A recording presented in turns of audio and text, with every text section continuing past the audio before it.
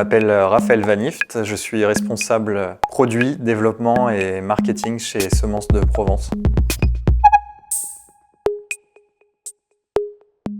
Les atouts du sorgho, pour moi, ils sont assez nombreux. Vraiment, il y a une extrême versatilité sur le sorgho qui peut être utilisé avec plein d'objectifs différents et plein de débouchés différents. Donc on peut parler du sorgho type biomasse pour la production de biogaz renouvelable. On peut aussi faire de l'extraction avec les tiges pour en extraire du sucre, pour faire du sirop ou d'autres produits finis. Bien sûr, le grain peut aussi être utilisé pour produire du bioéthanol.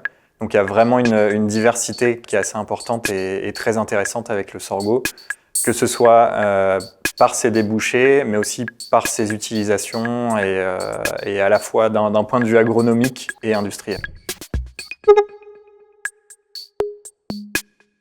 Les industriels parlent souvent de disponibilité, de volatilité du marché du sorgho en termes de production. Et à l'opposé de la chaîne, les agriculteurs ou les collecteurs de sorgho ou les personnes qui sont plutôt sur la partie mise en marché, trading, vont dire que la production n'est pas assez grande pour pouvoir fournir certains industriels qui ne souhaiteraient pas adapter leurs recettes à cause justement de cette limitation en termes de volume.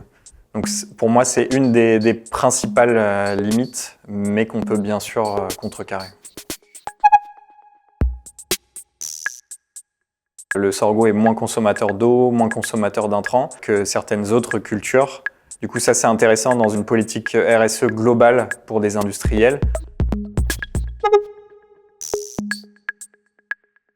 Si j'étais agriculteur, je pense que j'introduirais le sorgho dans ma rotation, notamment pour valoriser des terres à moindre potentiel ou alors dans des zones où l'irrigation peut être une limite. Le sorgho devient vraiment intéressant dans ces cas de figure, de par ses capacités à pousser dans des conditions très sèches, avoir un système racinaire très profond, capable d'aller chercher l'eau et les nutriments beaucoup plus en profondeur que la plupart des autres espèces cultivées, avec d'autres mécanismes de défense contre la sécheresse. On fait vraiment un atout pour les rotations des agriculteurs et permet de dégager des marges et des revenus qui peuvent être intéressants malgré des terres qui ne soient pas forcément adaptées pour faire des cultures à forte valeur ajoutée.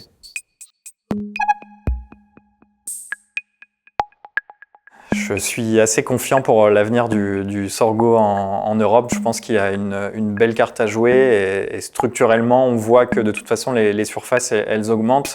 Le sorgho va augmenter, notamment, je pense, le sorgho utilisé en biomasse pour tout ce qui est production de biogaz.